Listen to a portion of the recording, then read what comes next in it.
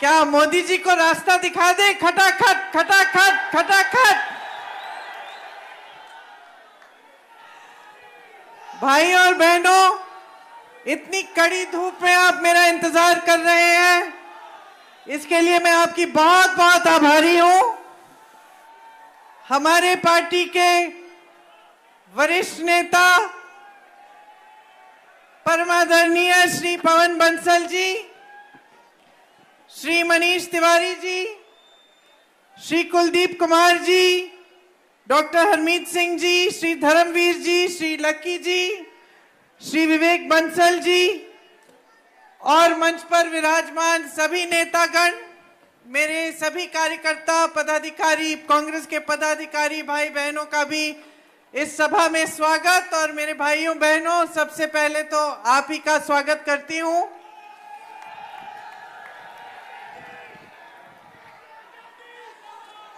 ये वो शहर है जिसको पंडित नेहरू जी ने एक बार लोकतंत्र का प्रतीक कहा था। ये वो शहर है जिसकी तरह शायद ही कोई शहर पूरी दुनिया में हो, जिसकी प्लानिंग इतने बड़े आर्किटेक्ट ने की जो विदेश से आए और जो आज भी फूलता है फलता है इस नाम से कि ये देश का एक बड़ा केंद्र है जहां से देश को दिशा दिखाई जाती है। देखिए, मनीष जी ने कहा कि मैं राष्ट्रीय मुद्दों पर आपसे बात करूंगी, तो मुझे बताइए आज सबसे बड़ा मुद्दा कौन सा है? बेरोजगारी। आप में से कितने लोग बेरोजगार हैं? सभी बेरोजगार। कितने लोग शिक्षित हैं? सब शिक्षित हैं। ये मोदी जी का कार्यकाल है। मोदी जी के मुंह से आपने बेरोजगारी शब्द सुना है पिछले 3 महीनों में? क्या कहते हैं मोदी जी बेरोजगारी के बारे में? क्या सफाई देते हैं कि इनके 10 सालों के कार्यकाल में आज देश में सबसे ज्यादा बेरोजगारी है। 45 सालों में इतनी बेरोजगारी नहीं रही। 70 करोड़ नौजवान बेरोजगार हैं हमारे देश में। और भाइयों और बहनों, 30 लाख सरकारी पद खाली पड़े हैं। मोदी जी किस लिए खाली रखे हुए हैं ये उन्हीं से पूछिए, क्योंकि अदानी जी और अंबानी जी तो सिर्फ 2 लोग हैं, 30 लाख पद तो नहीं भर सकते। तो किसके लिए खाली रखे हैं ये पूछिए मोदी जी से। अदानी तो सिर्फ एक है, 30 लाख पद खाली हैं। अंधभक्तों के लिए भी अगर भर लेते अंधभक्तों से तब भी अच्छा होता। लेकिन भाई साहब, आज तो अंधभक्त भी बेचारे बेरोजगार हैं।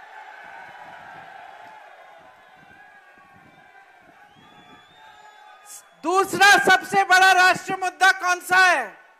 पहला बेरोजगारी, दूसरा कौन सा है? महंगाई।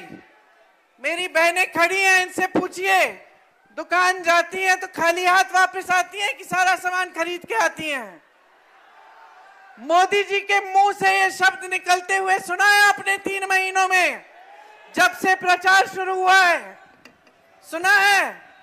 मोदी जी कहते हैं महिलाओं का सशक्तिकरण, कहते हैं कि हमने 33% आरक्षण दे दिया महिलाओं को। ये सब कहते हैं ना, कहते हैं कि महिला की सुरक्षा के बारे में वो बात करते हैं। महंगाई की बात करते हैं?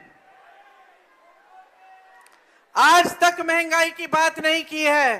जब सिलेंडर 400 रुपए का था तो सड़क पे कौन आया था? मोदी जी की मंत्री, पूरी भाजपा सड़क पे आई थी, सिलेंडर के पे बैठकर मीडिया से बातें की थी। आज सिलेंडर कितने का है? 1200 रुपए का सिलेंडर है और मोदी जी की बोलती एक लफ्ज नहीं निकल रहा है उनके मुंह से। महिलाओं की सशक्तिकरण की बात करते हैं बहनों, जब जब महिला पर अत्याचार होता है मोदी जी चुप रहते हैं, मुंह फेर लेते हैं अपना, या फिर जिसने अत्याचार किया है उसकी रक्षा करते हैं। हाथरस में ऐसा हुआ, उन्नाव में ऐसा हुआ, मणिपुर में ऐसा हुआ, कर्नाटक में तो मंच पे आ गए। जिसने अत्याचार किया था 200 महिलाओं के साथ, उनके साथ मंच पे आ गए और कहा कि इनके लिए वोट दोगे तो मोदी को वोट मिलेगा। आरक्षण की बात की, क्या हुआ? पता चला कि मोदी जी इवेंट बाजी में व्यस्त थे, उनको माला पहनाया जा रहा था, कहा जा रहा था कि आरक्षण किया है महिलाओं के लिए, लेकिन पता चला कि 10 सालों के लिए वो आरक्षण लागू नहीं होगा। बहनें, महंगाई से आप पिस रही हैं, इसका तो इलाज दे देते 10 सालों में। अगर आपकी सुरक्षा के लिए कुछ नहीं करना था, अब अगर आपको सशक्त करने के लिए कुछ नहीं करना था, आपको रोजगार नहीं दिलवाने थे, तो कम से कम महंगाई तो कम कर लेते। आज पेट्रोल और डीजल का दाम क्या है? आज आप जाती हैं दुकान, आटा, सब्जी, तेल, सब कुछ महंगा है। आपको फीस भरनी पड़ती है अपने बच्चों के लिए, मुश्किल होती है, घबराहट होती है। घर में कोई बीमार पड़ता है, घबराहट होती है कि किस तरह इलाज कराएंगे।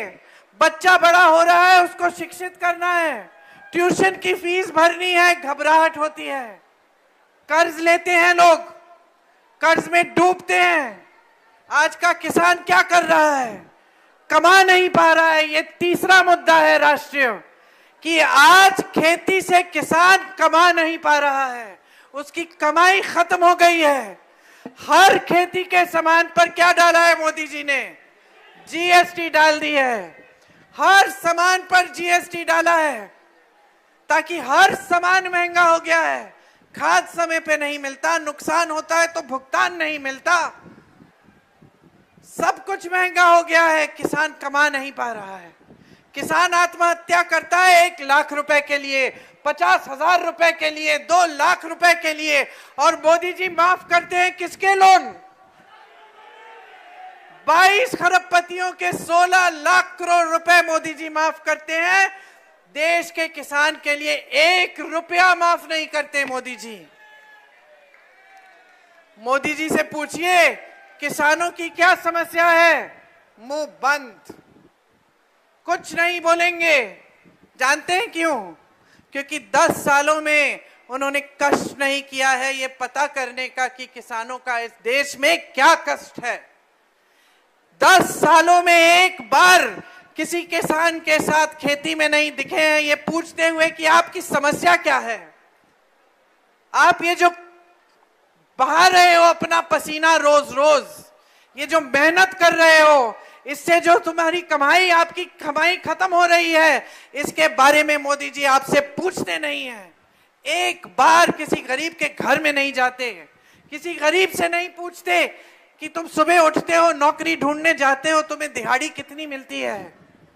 मोदी जी को यह भी नहीं पता कि अगर 2-3 दिन की दिहाड़ी नहीं मिलती तो आज देश का जो श्रमिक है भूखा सोता है, उसके बच्चे भूखे सोते हैं। यह भी नहीं मालूम है मोदी जी को। चुनाव के प्रचार के लिए आते हैं, बेरोजगारी की बात नहीं करते, महंगाई की बात नहीं करते, किसानों की बात नहीं करते, महिलाओं की बात नहीं करते, श्रमिकों की बात नहीं करते, तो क्या बात करते हैं भाई और बहनों? सुना है आपने? हिंदू मुसलमान, तो कितने चुनाव जिताएंगे आप इनको इस विषय पे? 2 जिता दिए। पहला चुनाव जिताया, इसी विषय पे जिताया, लेकिन ऊपर से मोदी जी कह रहे थे कि 15 लाख मिल जाएंगे, आपके खाते में पैसे आ जाएंगे, काला धन देश में आ जाएगा, ये मोदी कहते थे ना मोदी जी। और मोदी जी क्या कहते थे कि हम 2 करोड़ रोजगार दिलवाएंगे। ये 10 साल पहले की बात कर रही हूं भाई और बहनों। और मोदी जी क्या कहते थे? क्या कहते थे? कि किसानों की आमदनी दुगनी होगी। कहते थे कि नहीं कहते थे? आपने सुन ली बात, ऊपर से आपको धर्म की बातें बता दी, आपने फिर से चुनाव जिता दिया। लेकिन उन 5 सालों में आपने ना अपने खातों में पैसे देखे, ना अपने रोजगार देखे, और ना किसानों की आय दुगनी हुई। चलिए फिर से आपने जिता दिया हिंदू मुसलमान पे। 5 साल और बीत गए। अब मोदी जी कहने लगे सबका विकास, सबका साथ, सबका विकास। विकास हुआ आपका? किसका विकास हुआ? मोदी जी के खरबपति मित्रों का विकास हुआ। और एक और बात बता देती हूं, आपका विकास नहीं हुआ, आपकी तरक्की नहीं हुई, लेकिन भाजपा दुनिया की सबसे अमीर पार्टी बन गई इन 5 सालों में। समझ रहे हैं? तो 2 चुनाव तो आपने हिंदू मुसलमान पे इनको जिता दिया। ऊपर से जो बड़ी बड़ी बातें की इन्होंने वो खुद ही भूल गए। आप तो भूल ही गए, वो तो खुद ही भूल गए, है कि नहीं? अब तीसरा चुनाव आया है भाई और बहनों, क्या मन बनाया है?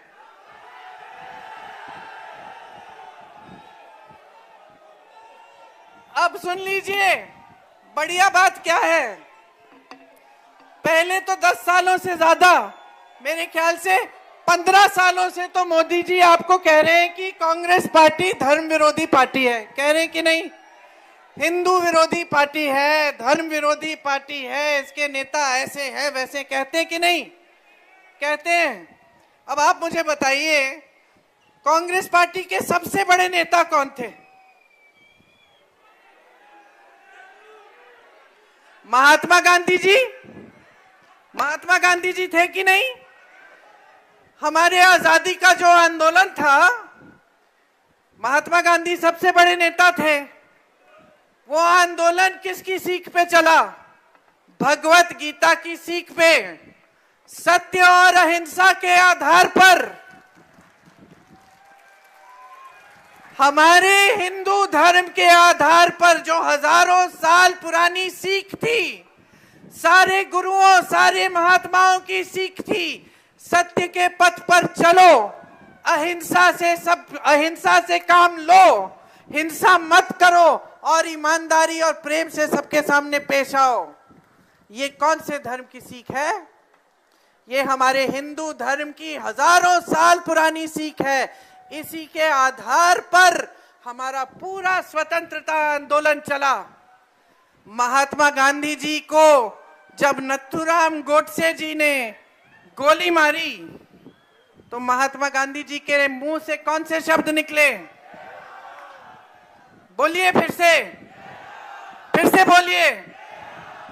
हे राम, हे राम, हे राम। और याद रखिए कि वो गोली चलाने वाले कौन थे।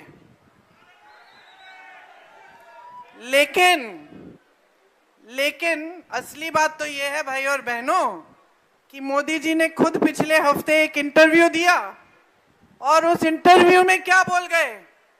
वाराणसी गए थे अपने संसदीय क्षेत्र में, कभी कभी जाना होता है, कभी कभी। फिक्र मत करिए, वहां भी किसी के गरीब के घर में नहीं गए, वहां भी किसी गांव में नहीं गए। हाँ, फोटो खिंचवाने अच्छी साफ सुथरी जगह में गए हैं, जहां बाकी लोग नहीं घुस पाए। साफ सुथरी जगह में इंटरव्यू देने गए। क्या बोला मोदी जी ने? मोदी जी ने ये बहुत अनोखी बात बोली कि अगर मैं हिंदू मुसलमान करता तो मैं प्रधानमंत्री पद के लायक नहीं होता। ये मोदी जी ने बात कही है। आपने तो 2 चुनाव में इसी आधार पर वोट डाल दिया मोदी जी को। अब मोदी जी 10 साल बाद खंडन कर रहे हैं कि भाई ये मेरी विचारधारा ही नहीं है, ये मेरी राजनीति ही नहीं है, ये मेरी नीतियां ही नहीं है। खुद खंडन कर डाला। अरे खुद अपने मुंह से कह डाले कि मैं प्रधानमंत्री बनने के लायक ही नहीं हूं, अपने मुंह से कह डाले। और सुनिए भाई और बहनों, कहानी खत्म नहीं हुई है। अगले दिन मोदी जी प्रचार के लिए निकले। अगले दिन क्या कहते हैं? हिंदू मुसलमान, हिंदू मुसलमान, हिंदू मुसलमान। तो देख लीजिए, मैंने आपसे पूछा कि मोदी जी से के मुंह से क्या लफ्ज निकलते हैं, आपने कहा हिंदू मुसलमान। ठीक है, तो इसको मैंने आपको ये बात समझा दी। दूसरी बात क्या निकलती है मोदी जी के मुंह से आजकल, कि सावधान रहिए, ये कांग्रेस पार्टी का जो घोषणा पत्र है ये बहुत खतरनाक है। इसमें ऐसी ऐसी चीजें लिखी हैं कि कांग्रेस पार्टी एक एक्सरे की मशीन लेकर आपके घरों में घुसेगी और उस एक्सरे मशीन से आपके मंगलसूत्र ढूंढेगी और उनको चुरा लेगी।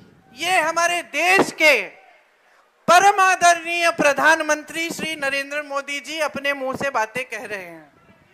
अब मैं आपसे पूछना चाहती हूं कि कोई ऐसी एक्सरे मशीन है जो मंगलसूत्र ढूंढ के निकालती है? इस दुनिया में है?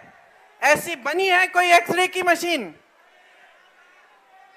फिर मोदी जी कहीं और गए, गुजरात, और वहां एक और बात बोल गए कि सावधान रहिए, अगर आपके 2 घर हैं तो कांग्रेस पार्टी एक घर छीन लेगी। अगर आपकी 2 गाड़ियां हैं तो कांग्रेस पार्टी के नेता आकर एक गाड़ी छीन लेंगे। और अगर आपकी 2 भैंसें हैं, किसकी भैंस है? यहां किसी की भैंस है तो पकड़ लो, क्योंकि मैं आ गई हूं। उन्होंने कहा कि अगर किसी की 2 भैंसें हैं तो कांग्रेस पार्टी के नेता आकर एक भैंस चुरा लेंगे। अब बताइए, देश की जनता जूझ रही है, किसान कमा नहीं पा रहा है, नौजवान रोजगार नहीं पा रहा है, महंगाई से मेरी बहन परेशान है, रो रही है, गैस का सिलेंडर क्या कुछ नहीं मिल रहा है। और मोदी जी चुनावी मंच पर आकर भैंस, मंगलसूत्र चुराने वाली बातें, हिंदू मुसलमान की बातें कर रहे हैं। ये हमारे देश के प्रधानमंत्री जी हैं जिन्होंने कल बिहार में ऐसा बयान दे डाला कि हम लोगों को, जो उनके विरोधी हैं, हमें शर्म आई कि हमारे देश के प्रधानमंत्री ऐसी ऐसी बातें कर रहे हैं। क्या बोला? हाँ, ये मैं नहीं बोलूंगी, लेकिन आप जानते हैं कि क्या बोला। आप जानते हैं कि क्या बोला। और हम हंसी मजाक कर रहे हैं, लेकिन कितनी गंभीर बात है। इस पद को किस किसने संभाला? जवाहरलाल नेहरू, इंदिरा गांधी जैसी शहीद, लाल बहादुर शास्त्री, मनमोहन सिंह जी जिन्होंने इस देश की अर्थव्यवस्था को एकदम पूरी तरह से सक्षम बनाया, राजीव गांधी जी जो इस देश के लिए शहीद हुए। मैं तो कहती हूं कि कोई भी प्रधानमंत्री रहा हो, किसी भी पार्टी का रहा हो, किसी ने इस पद की गरिमा, इस पद की मर्यादा को इस तरह नहीं तोड़ा। किसी ने इतनी स्तरहीन बातें नहीं की जिस तरह से आज की जा रही हैं। और दुख की बात पता है क्या? सबसे बड़ी दुख की बात यह है कि हम सब देशवासी हैं, हम सब के प्रतिनिधि हैं मोदी जी। चाहे हम उनको वोट दें ना दें, चाहे हम कांग्रेस के हों, कहीं के हों, मोदी जी हम सब के प्रतिनिधि इसलिए है क्योंकि हमारे प्रधानमंत्री हैं। हमारी समाज की एक गरिमा है, हमारे देश की एक बहुत पुरानी परंपरा है, हमारे धर्म ने सिखाई, सभी धर्मों ने सिखाई, जितने भी धर्म हमारे देश में हैं सभी ने सिखाए। एक बोलने का तरीका होता है, एक आंखों की शर्म होती है, लेकिन मोदी जी किसी चीज की परवाह न करते हुए सिर्फ सत्ता के लिए कुछ भी करने को राजी हो गए हैं। और हम सब देशवासी हैं, हम सब देखकर चौंक रहे हैं कि कितना स्तर गिराएंगे, इस पद की कितना स्तर गिराएंगे। ये उचित नहीं है बहनों और भाइयों। जो इन्होंने 10 सालों में किया है हमारे देश में, ये सही नहीं है भाइयों और बहनों। हमारे लोकतंत्र को हर तरह से कमजोर किया है। जहां आपने प्रदेश की सरकार बनाई जो भाजपा की नहीं थी, वहां पैसे खिला खिला के, घूस दे देकर, विधायकों को खरीद के सरकार बदलवाई। खुलेआम किया ये काम, मीडिया ने वाह वाह किया उनका, जनता देखती रही। जनता ने चुना किसी को तो था, सरकार आई किसी और की। मोदी जी को शर्म नहीं आई कि लोकतंत्र का इस तरह से उल्लंघन हो रहा है। न्यायपालिकाओं को कमजोर करने का काम किया, दबाव डाला जजों पर, न्यायाधीशों पर। शर्म नहीं आई उनको। ये मीडिया के मेरे सारे दोस्त यहाँ हैं, खरबपतियों ने सारे मीडिया के चैनल खरीद लिए। आपने आंदोलन किया, किसान आंदोलन हुआ, मीडिया के जरिए मोदी जी और उनके सारे नेताओं ने किसानों को कैसी कैसी बातें, क्या देशद्रोही का दर्जा दिया, आतंकवादी का दर्जा दिया किसानों को, और देश चुप रहा। उनको शर्म नहीं आई मोदी जी को। महिलाओं पर मैंने कहा अत्याचार हुआ, उनकी सरकार, उनके प्रशासन ने अत्याचारियों की रक्षा की, मोदी जी को शर्म नहीं आई। और आज 10 साल बीत गए हैं। जो सेना में शहीद होने के लिए तैयार होते थे, जिन बच्चों को मैंने अपनी आंखों से देखा है उत्तर प्रदेश की गांव में, यहाँ पंजाब में भी, हिमाचल में, हरियाणा में, उत्तराखंड में दौड़ लगाते हुए 3 बजे 4 बजे सुबह, क्योंकि कहते थे हमें सेना में भर्ती होना है, हमें अपने परिवारों का देखभाल करना है, हम इस देश के लिए शहीद होने के लिए तैयार हैं। उनका जज्बा भी नहीं समझ पाए मोदी जी, फिर भी उनको शर्म नहीं आए। वो अग्निवीर जैसी स्कीम लाए कि 4 साल सेना में भर्ती हो, वापस घर आओ और फिर से बेरोजगार हो, और अगर शहीद हो जाओगे इस देश के लिए तो शहीद का दर्जा भी नहीं मिलेगा, आपके माँ बाप को पेंशन भी नहीं मिलेगा शहादत का। ये लाए मोदी जी तोहफा इनके लिए, इस देश के नौजवानों के लिए। तो हर स्तर पर नाकामयाब रहे हैं। शर्म आनी चाहिए इनको कि आज आपके सामने आकर इस तरह से बहकी बातें कर रहे हैं, आपके ध्यान को भटकाने की कोशिश कर रहे हैं, आपको ये कहने की कोशिश कर रहे हैं कि तीसरी बार धर्म के आधार पर इनको सत्ता दे दो। कौन से भगवान कहते हैं, मैं पूछना चाहती हूं, कौन से भगवान कहते हैं कि आपको किसी पार्टी को वोट देना है? इस देश में जितने भी धर्म हैं, हिंदू धर्म की शुरुआत है, हिंदू धर्म, सिख धर्म, मुसलमान धर्म, सारे धर्म इस देश में जितने भी धर्म हैं, सभी एक बात कहते हैं, ईमानदारी से अपना जीवन जियो, सत्य के पथ पर चलो, एक दूसरे से प्रेम की भावना रखो, इस देश को एकजुट रखो। ये सभी धर्म कहते हैं, सभी धर्म कहते हैं, सभी भगवानों ने कहा, सभी महात्माओं ने कहा। किसी भगवान ने नहीं कहा कि भाजपा को वोट दीजिए, कमल पे बटन दबाइए। और आज अगर भगवान आपके सामने उतर जाते, तो किसी भी धर्म के भगवान होते तो वो यही कहते कि अपनी सच्चाई पर उतरो, जागरूक बनो, इस देश की जनता हो, ये देश तुम्हारा है, इस धरती में तुम्हारा खून है, तुम्हारा पसीना है, तुम्हारे पूर्वजों की शहादत है, जागो। यही कहते भगवान आपको कि जागो, पहचानो, जो तुम्हारे लिए काम करता है उसे पहचानो, जिसके दिल में तुम्हारे लिए हमदर्दी है उसे पहचानो, जो 4000 किलोमीटर पैदल चल के दिखाता है तुम्हारी समस्याओं को सुनने के लिए, उसे देखो। और भगवान यही कहते कि आपके सामने जो झूठों की कतार लगा देते हैं, जो झूठ पे झूठ बोलते हैं, जो आपको झूठे वादे बताते हैं, जो उन एक वादे पे अटल नहीं रहते, एक वादे पर खरे नहीं उतरते, उनको भी पहचानो। आज कोई भगवान आपके सामने आते तो वो यही कहते कि देशवासियों, तुम्हारी सच्चाई यही है कि महंगाई से तुम मर रहे हो, तुम्हारी सच्चाई ये ही है कि तुम खेती में सुबह से शाम तक मेहनत करते हो, तुम्हें कुछ नहीं मिलता। कहते देशवासियों, तुम्हारी सच्चाई यही है कि तुम शिक्षित हो, बीएससी पास हो, बीटेक पास हो, एमएससी पास हो, तुम्हें रोजगार नहीं मिल रहा, कि तुम महिला हो, तुम्हें कहीं सुरक्षा नहीं मिल रही, तुम्हें सक्षम बनाने की कोई योजना नहीं है, तुम्हें घबराहट हो रही है कि तुम्हारे बच्चे बड़े होकर क्या करेंगे जब रोजगार ही नहीं है। यही सच्चाई भगवान आपको दिखाते और भगवान कहते कि अपने विवेक को इस्तेमाल करो, जागरूक बनो, जो पार्टी तुम्हारी बात करती है उसको पहचानो,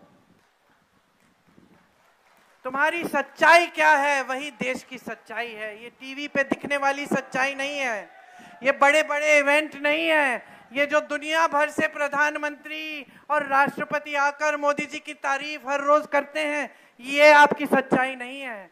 सच्चाई वही है जो आप जान रहे हैं सुबह से शाम तक, उस सच्चाई पर उतरो। आज कांग्रेस पार्टी आपके सामने, कांग्रेस पार्टी के एक एक नेता आपके सामने आकर आप ही के काम की बात करते हैं। हमारी गारंटी है, और हम गारंटी क्यों कहते हैं इन्हें, क्योंकि जहां जहां हमारी प्रदेश की सरकारें हैं वहां हम करके दिखा रहे हैं। कर्नाटका और तेलंगाना में मेरी बहनों, हर गरीब परिवार की सबसे बड़ी महिला के खातों में आज 2000 रुपए हर महीने जा रहे हैं। और कांग्रेस पार्टी कह रही है कि केंद्र में हमारी सरकार बनेगी तो 8500 रुपए हर महीने आपके खातों में भी डाले जाएंगे।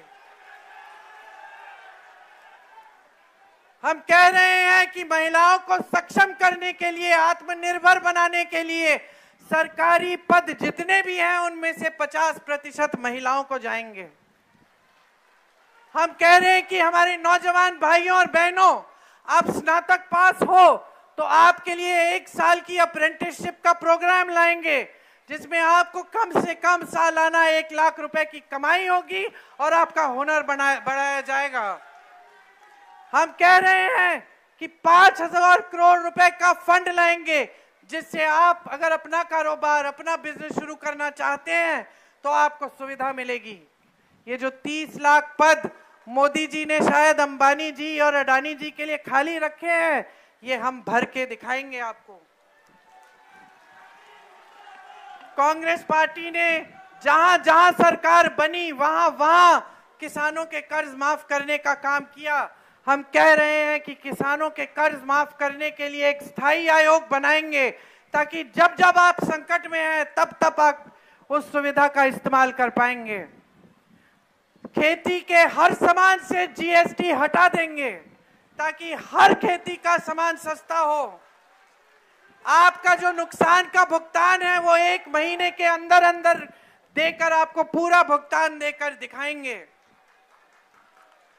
न्यूनतम समर्थन मूल्य आपका कानूनी अधिकार बनाएंगे।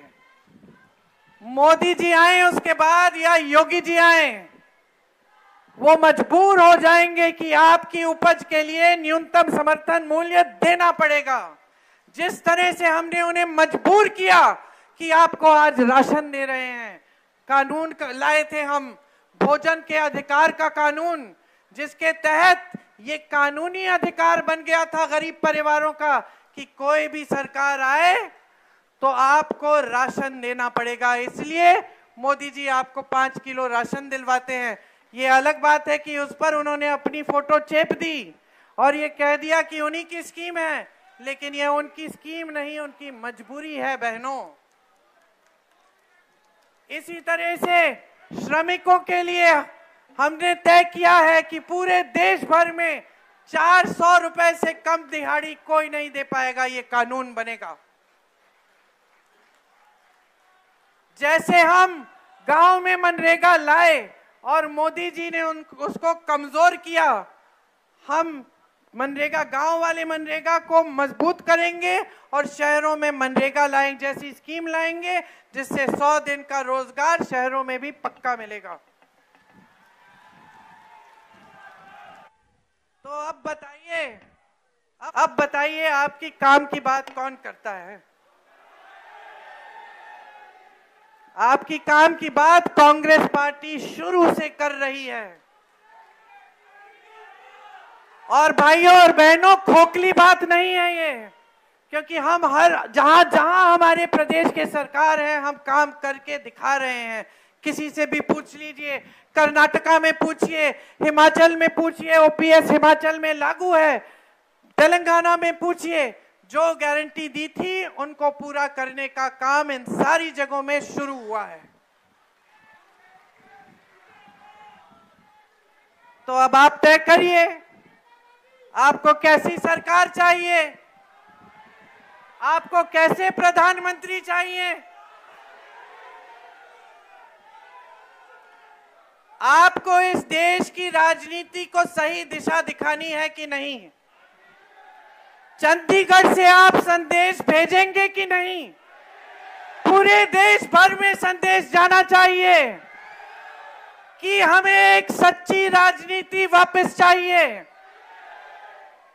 हम इन झूठों से ऊब चुके हैं, नहीं चाहिए हमें इस तरह की राजनीति जहां नेता इतने चमकते हैं सितारों की तरह और हमें बड़े बड़े मंचों पे दिखते हैं, दूर दूर से रोड शो करने आते हैं, यूं हाथ हिलाते हैं और जनता वहां है और नेता वहां है।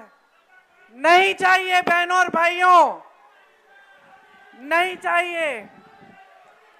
जो नेता आपसे कहते हैं कि संविधान बदलना चाहते हैं, कि आपके अधिकारों को कमजोर करना चाहते हैं, कि आपके आरक्षणों को कमजोर करना चाहते हैं, निकाल दीजिए इनको।